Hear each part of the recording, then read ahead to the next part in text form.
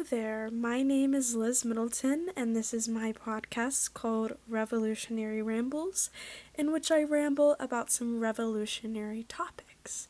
Today's episode, or episode 1, is about the history of music in the South African apartheid system and how it led to a revolution within this South African apartheid system.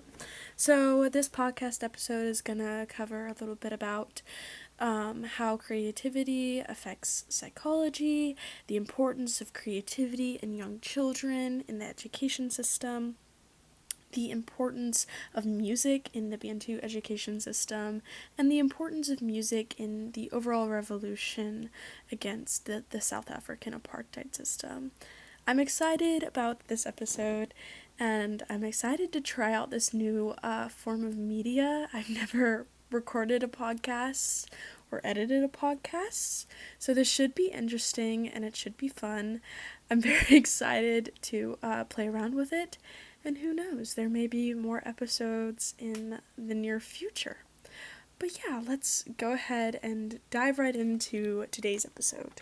So before going into how music kind of led to this revolution within the South African apartheid system, I think it's important to focus on how music and art was kind of implemented into South Africa.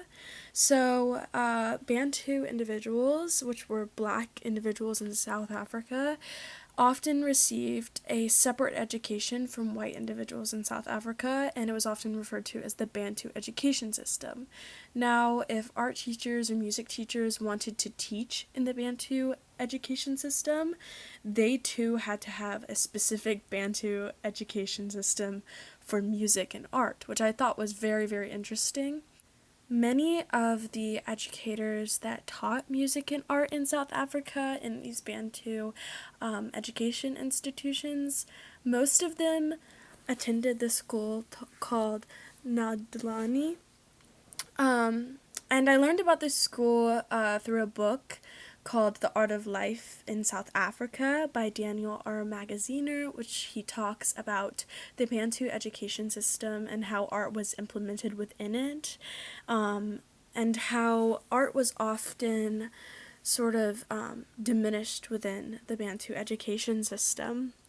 Many of the instructors that attended this institution were taught by predominantly white professors, which was very interesting for the time period. But the white professors and the often black individuals that attended this art and music school, worked together to create beauty and solace amongst all of the ugliness. And that is a direct quote from The Art of Life in South Africa by Daniel R. Magaziner.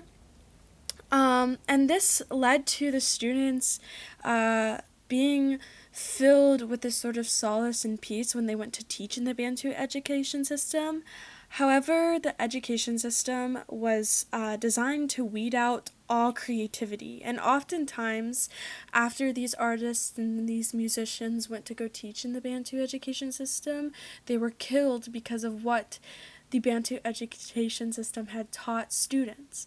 Many of these teachers were killed by their students, and it's shocking to read because of how much creativity was kind of weeded out, even though creativity is necessary for the psychological development of young children.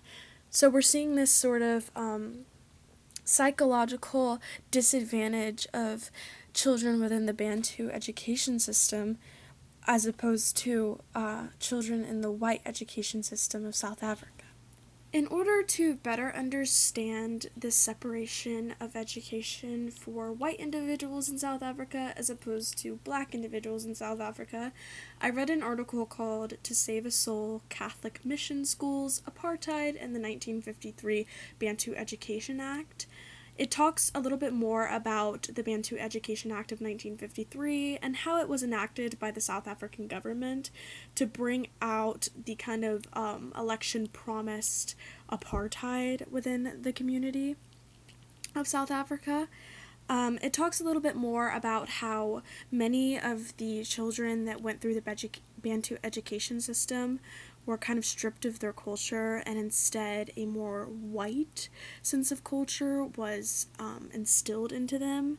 And this can be seen especially through music. It talks a little bit more about how music was kind of stripped from them, and instead Catholic hymns were replaced. So while white children were able to kind of explore their culture because it was so widely accepted by South Africa, black children were often taught that their culture was bad, that it was something to deny, to get rid of, and instead take on more of this white culture. And in turn, black children were less creative because they were being fed as to what is acceptable, whereas white children were able to express themselves more and be more outward and more creative. So we see this kind of disconnect in the creativity of children, but as I mentioned earlier, creativity plays such a detrimental role into the psychological development of children. In a paper called Developing Creativity in Early Childhood Studies, students, a psychologist, Ellen Yates, found that creative activity is actually central to learning in early childhood, and that many children, when they are first learn through creativity. They learn through play, they learn through playful activities and experiences. And she also found that practical activity supports the students' confidence, creativity, and professional skills. So, by doing things that kind of influence creativity, such as music, art, things of that sort, students gain a sense of confidence, and they also can create kind of professional skills within themselves. So not only can music create creativity in children, which allows them to better learn, but it can also create a sense of social emotional relationships within children, as in this article I found called The Importance of Music Making in Child Development. Paul G. Morehouse says on page 66, other important benefits of having music activities in the curriculum include children's social emotional development. I have observed that when presented as a group activity, music making fosters strong social emotional bonds among participants. Many children look over and smile at their peers or move closer to a friend. I see preschoolers voluntarily relinquish instruments to others. Children often laugh together and hug each other after performing a song. After reading a bit more about how children have this capacity to form social emotional relationships due to music, I was a bit shocked. However, as I started sort of paying attention to my daily life, I noticed it to be quite true. All I really see children doing is dancing and singing and laughing and being creative and playing, and so it made me really wonder, what would it be like to not have any of that be an option? So much of the education system today, even, is built around play. We give children recess. We give children time to play and be creative with one another. But in the Bantu education system, that wasn't necessarily an option. Even when thinking in terms of my own education career, when I was 10, 11, 12 in elementary school, the things that I remember most from that time period in my life were playing and being creative with friends, and I still remember songs from the recorder from music class, and I feel as if those moments of creativity are what allowed me to form emotional connections with my peers around me, and that music class is one of the things that taught me how to soak up information and how to learn. And so it is saddening to think that these black individuals, these black children within the Bantu education system, were not even awarded that sense of creativity that I feel all children should be awarded. And it is not that creativity was awarded to no child within South Africa. Creativity was awarded to white children within South Africa, within the white education system. However, it was not awarded to black children within the Bantu education system in South Africa, which leads to this inequity, this racism. It all leads back to this root of racism within South Africa. And cultural music and creativity and art in the Bantu education system was removed because of racism. Music education and creativity has the ability to teach children about cultural diversity and open their eyes to the fact that there are multiple different cultures and they all benefit society in different ways. In an article by Sarah Delgado called "What Can Music Education Teach Children About Cultural Diversity?" there's a quote in which she says, "If students were afforded with greater opportunities to share their cultural background, then there could be a richer sharing of knowledge throughout the classrooms." And the more that you think about this, the more you can find it to be true. A lot of the things that children have to learn are hidden in songs. So, say for instance, I think of the Schoolhouse Rock songs in which they talk about what a bill is. That is how I first learned what a bill is and how bills are passed. But that is just a small scale example of how detrimental music can be in teaching children things. So thinking in a more large scale, when we're thinking about how music can teach children things, especially about their culture, I feel as if music may have greatly benefited children within the Bantu education system in South Africa. Otherwise, why would there be this need to destroy it? I believe that is where the power lies, is in music. Music is storytelling, it's culture, it's learning. And so by getting rid of it, you can eradicate all of those things from the Bantu education system. It is entirely apparent the power that music holds, and it is also entirely apparent that it was very purposeful that music was removed from the Bantu education system by those in positions of power in South Africa. It is likely, looking at all of the things that we have researched, both the importance of creativity in students, young students, the importance of music making, and how music can teach young children culture and diversity, it's very apparent that South Africa did all of this by design to put Black children at a disadvantage. Because if Black children in South Africa aren't given the same quality of education as white children, then they are likely to grow up and to emulate what they are surrounded by, which is violence.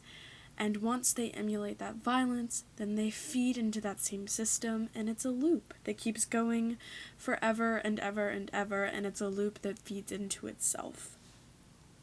And so by the South African government kind of creating this loop that feeds into itself and creating this situation where Black individuals are not able to get the same quality of life and education that white individuals are, and they grow up to emulate this violence, and by feeding into this loop, it means that now the government has the ability to continue to oppress Black individuals. And so the only way to really make a change and make a difference and stop that loop is to speak up and to speak out and to, in some cases, use music as a means of revolution against the apartheid. So the entire idea of this podcast actually stemmed from one day when I was listening to my Spotify, and randomly a South African song kind of just popped up on my Spotify queue list from the South African apartheid period. It was quite life-changing. The song that actually inspired this podcast is called Chibolo by Spokes Mashiane, and Spokes Mashiane was regarded as one of the greatest penny whistle artists in South Africa between the 1950s to 1970s. He was world-renowned for his penny whistling in the Kwela music scene, and he was kind of a big figure of hope and inspiration in the South African apartheid sort of period of time. I really love Spokes Mashiani's music. Some other songs that he has that I really enjoy are Meva, Ace Blues, Banana Ba Rustenburg. He has some really, really interesting songs that kind of helped keep spirits high in the midst of the South African apartheid. But the reason that Spokes Mashiani's music really spoke to me and inspired this podcast is because of the feeling of like hope and happiness it sort of gave me. And I started thinking a little bit more about if this can give me this high of hopes and this high level of happiness, then what could it do for the individuals who were actually going through the thick of the South African apartheid and who were so oppressed by the government? Listening to all different types of South African music really opened my eyes to the way that music in South Africa played such a big role in culture. I noticed that different regions of South Africa had different types of music and different instruments that they liked to incorporate in their music. For instance, Spokes Mashiani included a lot of penny whistling, and that was very prominent in the Kwela music scene. But each region of South Africa had their own unique takes on music, and so they used that music to really inspire the people within that region of South Africa.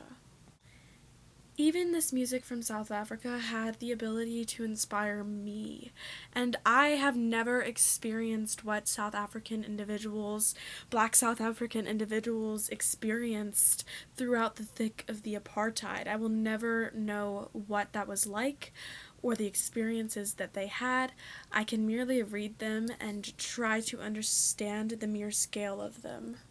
And so music aided in this in some ways, in that I was able to better understand a little bit of the South African stories and narratives, and it made me just so inspired to really dive headfirst into this topic and learn about the ways that music helped individuals experiencing the brunt of the South African apartheid, and how music helped kind of keep their hopes up and keep them strong, and aid in the revolution against the South African apartheid. In an article called Black Music Under Apartheid South Africa by Adia Khan, she talks a little bit more about the role that music by Black individuals in South Africa under the apartheid played in the revolution against the apartheid, and also in keeping kind of spirits strong for Black individuals within apartheid, as Black music was a big source of inspiration and also motivation for a lot of Black individuals within South Africa. So Adia Khan goes pretty in depth into pretty much all of the music stages in South Africa during the apartheid throughout this article. So I'm going to kind of take you guys through what she talks about with the different stages of music and the different elements of music that I was kind of talking about earlier. But I kind of want to start out with a quote that she said. So Khan says within the first paragraph of her article, she says, "The struggle for Black music in South Africa has always been inextricably linked to the struggle for freedom. Because of colonialism and apartheid, there are gaping holes in these histories told. What is evident, however, is that Black musicians have always challenged the divide and conquer strategies of their suppressors." And even just taking a moment to kind of pause from this part of the article and relate the quote back to what we've talked about previously throughout this podcast so far, I think that that is entirely true. Black musicians have definitely always challenged the divide and conquer strategies of their suppressors. Even just looking at one of the first sources that I mentioned, The Art of Life in South Africa by Magaziner, we saw that a lot of these Black individuals who wanted to include music and art within the Bantu education system came together in a system that tried to divide them to learn about music and art and the history of music and art, to be able to teach it to children in schools because they thought of it to be so important. So I definitely believe that that is true, that Black musicians have always challenged the divide and conquer strategies of their suppressors, but also that the struggle for Black music in South Africa has always been inextricably linked to the struggle for freedom. The fight to have music heard in South Africa can definitely be equated to the fight for freedom, freedom of education, freedom of thought, freedom of expression, freedom of cultural expression, all of those things. So moving back into Khan's article, we see that towards the beginning of the article she starts talking about the sounds in the 1920s and 1930s in South Africa, and she goes on to explain that a lot of what we know in America as jazz can be traced back to South Africa, which was very interesting for me to learn because I love jazz. It is one of my favorite genres of music. So I found it so interesting that many concert and dance nights started around 8 p.m. and jazz would be playing until 4 in the morning. That was very cool to learn. Khan then goes on to talk a little bit about the 1940s in which a new sound emerged that was kind of a spin-off of the Marabi, which was in the 1920s, 1930s. But it was sort of a mix of a bunch of different sounds, a bunch of different regions of South Africa, kind of in one sound of South African music. And it was mainly due to the fact that a lot of these individuals were living within the same area at the time. And this sound in the 1940s was quite persistent up until the 1950s, in which the Group Areas Act was passed in 1950. And it was a law that segregated each racial group into specific geographic locations. This act was strategically planned by the government to separate Black individuals from one another. Originally, in the beginning of the South African apartheid, the South African government just separated white individuals from Black individuals. However, Black individuals make up the majority of the South African population, meaning that they significantly outnumber white individuals within South Africa. Meaning that this puts white individuals in an area in which they are not really able to control Black individuals within South Africa. So going back to the quote that Khan said in the beginning, in which it is easier to kind of create this divide and conquer mentality, that is precisely what the Group Areas Act did. It separated Black individuals from one another. It created sort of a hierarchy of Black individuals. There were these tribal groups that held a sort of higher status than Black individuals who maybe weren't part of a tribal area. So it really allowed for white individuals to keep control over Black individuals by dividing and conquering them. So after the Group Areas Act of 1950 was passed, there was a significant decrease in the amount of cultural expression. And you have to think that this is for a reason. You are less likely to express your culture, to express the music of your culture, if you are told that it is less than another culture. Khan even mentions in her article a little bit about the Bantu education system and how it was racially segregated from other education systems. And I talked a little bit about how the Bantu education system was racially segregated from white education systems, but it was also racially segregated from tribal education systems.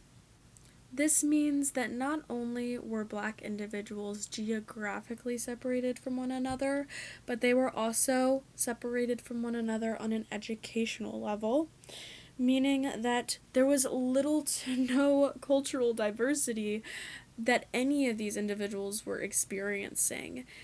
The South African apartheid, both the geographical sense and the educational sense, separated black individuals so much that they very rarely knew anything outside of their own culture.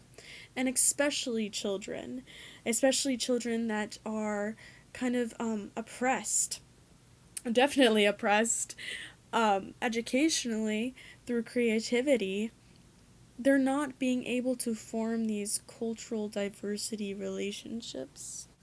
Khan mentions that not only was there this separation of black individuals from one another and white individuals on a educational sense, a geographical sense, but also even radios were segregated, meaning that people within certain tribal communities were only allowed to listen to music from their tribal community.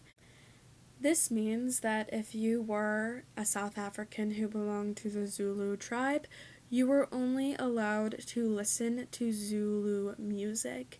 And most times, radios within those communities, within those tribal communities, would only be tuned in to radio stations that played Zulu music. So we're seeing this separation of black individuals from one another on a geographic level, an educational level, and also all of these little rules that keep them from learning about cultures outside of their own. All of this separation of black individuals from one another, and even from white individuals, is purposeful. It's by design of the government. If you are to separate people, they are more likely to be afraid of one another or to be angry with one another. So, by creating this apartheid, the government has essentially set it up for themselves to continue the loop I was talking about earlier. A lack of education, a continuation of separation, and a continuation of reliance among the government creates this loop that feeds into itself, and the only way to break through it is by speaking out, or in the case of this podcast episode, using music or using some form of art as a form of revolution against the apartheid. So one of the ways that some individuals in South Africa would kind of revolt in their own way using music against the apartheid, if you were just an everyday individual, not a musician, living in South Africa, there was this radio station called Radio Freedom, and it played music artists that were banned within your tribal region, and it also played music artists that were banned within the country of South Africa. And a lot of jazz was banned within the country of South Africa because it sort of reinforced this idea of jazz was a very collective sort of music. A lot of people got together, and it included a lot of different tribal regions, a lot of different styles, and so it was banned. But Radio Freedom was a radio station in which you could listen to this music. Radio Freedom in of itself was actually banned within the country of South Africa. In fact, if you were caught listening to Radio Freedom, you could be sentenced to 8 years in prison, in which you would be expected to complete free labor for South Africa. Many people, such as police officers or even spies, the government would send in spies to go into communities, get within the community, and find people that were listening to Radio Freedom. Radio Freedom was actually so hated by the government that they used sonic airwaves to try and block listeners from listening to anything that came on the radio station. To me, that really just reinforced how powerful of a role music has in creating cultural diversity and creating togetherness within communities. So much so that a system whose entire goal was to completely decimate and tear apart groups of people, music was such a threat to them. Music was such a threat to the South African apartheid that even musicians who did not support the apartheid were essentially banned from the country. A lot of musical artists that went against the apartheid and sang out against the apartheid had to seek solace, to seek diplomatic immunity with the United States or with other countries in order to get away from the South African apartheid government, which was essentially hunting them down to jail them. Music is still a fundamental part of South Africa. A lot of the different sources say that music is still playing an active part in South African culture, and now more so that the South African apartheid has ended, music plays more of a role of telling the history of South Africa and telling how it got to today and how the South African apartheid was able to end due to the individuals that so actively worked to end it. And so that brings us to the end of this episode of Revolutionary Rambles by me, the host, Liz Middleton. I would like to dedicate this episode of Revolutionary Rambles to Spokes Mashiani for inspiring it. Without his music, I seriously would have never have thought of this topic, and I don't know if I would have learned as much as I did. Also, a big thanks to all of my references for this podcast episode. I'm just going to quickly go through some of the references. We have To Save a Soul, Catholic Mission Schools, Apartheid, and the 1953 Bantu Education Act by Anderson. We have What Can Music Education Teach Children About Cultural Diversity by Delgado. We have Black Music Under Apartheid, South Africa by Khan. We have The Art of Life in South Africa by Magaziner. We have The Importance of Music Making in Child Development by Morehouse. And last but not least, we have Developing Creativity in Early Childhood Studies Students by Yates and Twig E. Thank you to all of my references for creating such valuable information to include in this episode of the podcast.